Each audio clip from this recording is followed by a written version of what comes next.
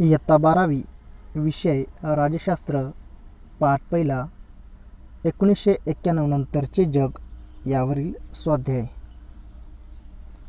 प्रश्न पहिला अ. दिलेल्या पर्यायांपैकी योग्य पर्याय निवडून विधाने पूर्ण करा. 1. 1989 नंतर आंतरराष्ट्रीय संबंधांमधील महत्त्वाचा प्रवाह. पर्याय: द्विध्रुवीयतेचा अस्त, आशियामध्ये प्रादेशिकतावादाचा उदय, अलिप्ततावादाचा अंत, नवीन आंतरराष्ट्रीय आर्थिक व्यवस्थेची मागणी. तर याचं उत्तर आहे 1989 नंतर आंतरराष्ट्रीय संबंधांमधील महत्त्वाचा प्रवाह द्विध्रुवीयतेचा अस्त. पर्याय क्रमांक अ. 2. मास्त्रिक करार संदर्भ. पर्याय: संयुक्त राष्ट्र शांतता रक्षक दल, युरोपीय संघ, अमेरिकेचा कुवेतमध्ये हस्तक्षेप, ब्रिक्सची स्थापना. उत्तर: युरोपीय संघ. ब. दिलेल्या विधानासाठी समर्पक संकल्पना लिहा. जेव्हा एक राज्य इतर राज्यावर लष्करी ताकदीच्या प्रभावाशिवाय प्रभाव पाडते. उत्तर: महासत्ता. 2. जागतिक घडामोडीवर प्रभाव टाकण्यासाठी व स्वतःचे हित साधण्यासाठी क्षमता तसेच आंतरराष्ट्रीय राजकारणात महत्त्वाचे स्थान असलेले राज्य. Soft power.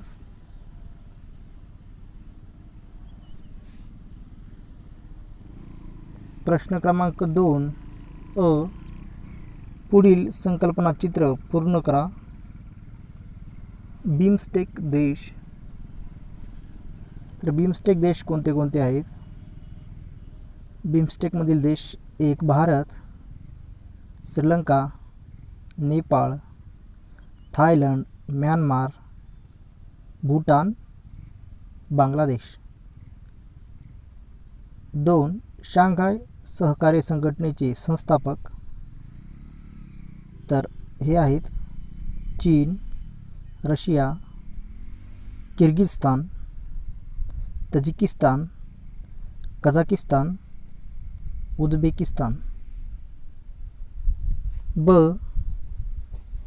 पाठातील नकाशाची निरीक्षण करून खालील प्रश्नांची उत्तरे लिहा.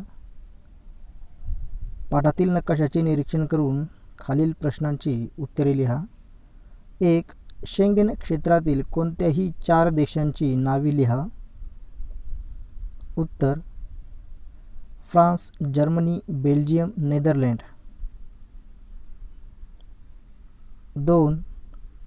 युरोपीय महासंघाचे सदस्य नसलेल्या मात्र शेंगेन या क्षेत्रात असलेल्या कोणत्याही 2 देशाची नावे लिहा.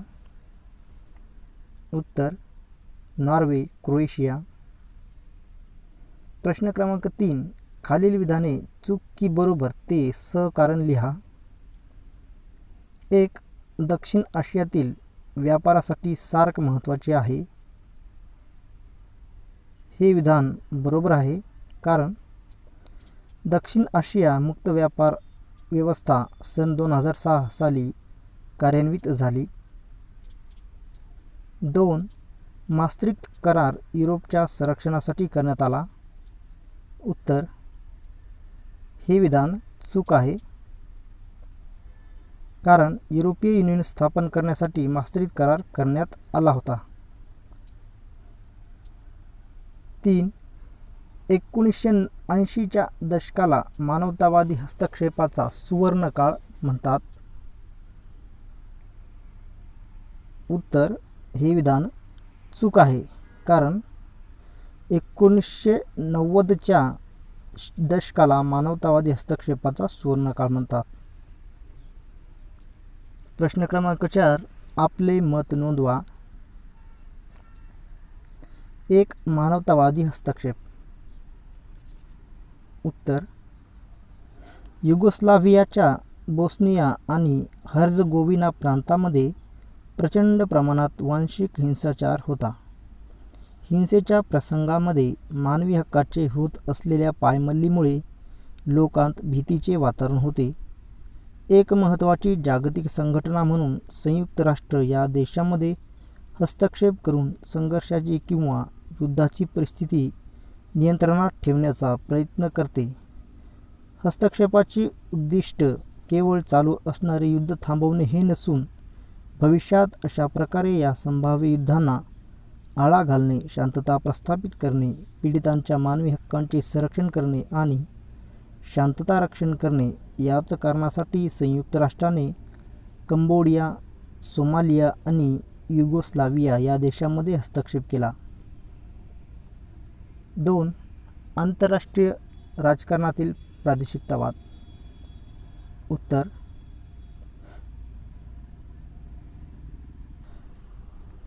एखादी परदेशी संघटना निर्माण करण्यासाठी अथवा त्याचा भाग होण्यासाठी अनेक देश एकत्र येताना दिसतात. या संघटना भौगोलिक तत्त्वावर किंवा समान राजकीय, वैचारिक, आर्थिक इत्यादी घटकावर आधारलेल्या असू शकतात. प्रादेशिक संघटना बांधताना देशांनी भौगोलिकरित्या जोडलेले असणे महत्त्वाचे असतेच. त्याशिवाय काही व्यावहारिक आणि संसाधन संदर्भातले मुद्देही महत्त्वाचे ठरतात. यामध्ये दळणवळण आणि संपर्क व्यवस्था, ऊर्जास्रोत, आरोग्य व्यवस्था इत्यादीचा समावेश होतो. प्रादेशिकतावादाचा प्रवास साधारणपणे सदस्यांमध्ये घडणाऱ्या राजकीय संवादाने सुरू होतो. प्रश्न क्रमांक 5. खालील प्रश्नांची उत्तरे लिहा. सॉफ्ट पॉवर म्हणजे काय ते उदाहरणासह स्पष्ट करा. उत्तर: सॉफ्ट पॉवर म्हणजे अशी क्षमता ज्यामुळे तुम्हाला हवे तेच दुसऱ्यांना हवेसे वाटेल. शक्तीपेक्षा आकर्षण निर्माण करून स्वतःची ध्येय साध्य करण्याची क्षमता होय. देशाची प्रतिष्ठा, सांस्कृतिक प्रभाव आणि परंपरा यालाच सॉफ्ट पॉवर म्हणतात. उदाहरणार्थ शैक्षणिक देवाणघेवाण कार्यक्रम. अमेरिका हा देश विद्यार्थ्यांसाठी अतिशय अनुकूल आहे. गेल्या काही वर्षांमध्ये अमेरिकेत शिकणाऱ्या आंतरराष्ट्रीय विद्यार्थ्यांचा आकडा भरपूर प्रमाणात वाढला आहे. प्रश्न क्रमांक 6.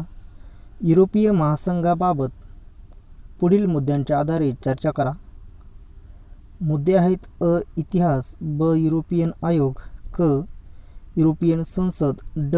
युरोपियन परिषद, ई. युरोपीय न्यायालय. तर याचं उत्तर आहे अ. इतिहास. दुसरे महायुद्ध व त्यानंतर शीतयुद्ध यामुळे आलेल्या त्या सततच्या अस्थिरतेमुळे युरोपमधील देशांना कायमच एकत्र येण्याची प्रेरणा मिळाली. युरोपीय संघाची सुरुवात आर्थिक सहकारी दृढ करणारी संस्था म्हणून झाली.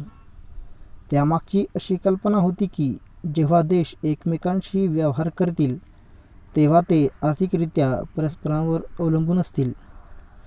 त्यामुळे त्यांच्यामधील संघर्ष टळू शकेल. 7 फेब्रुवारी 1992 रोजी maastricht करार अंमलात येऊन युरोपीय संघाची स्थापना झाली.